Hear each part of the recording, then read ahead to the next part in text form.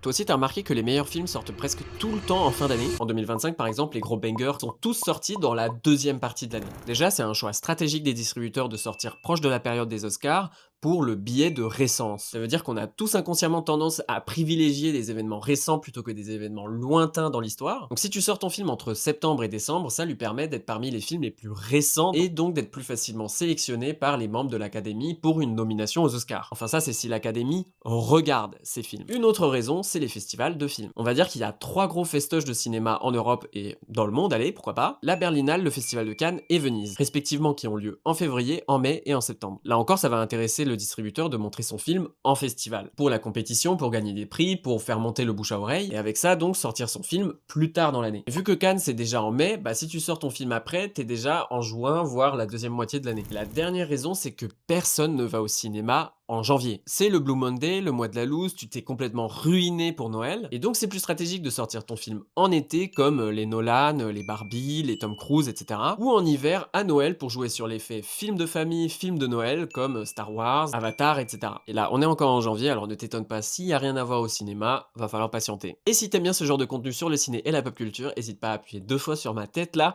ou à appuyer sur le plus qui se situe à peu près là, dans la vidéo. Bisous.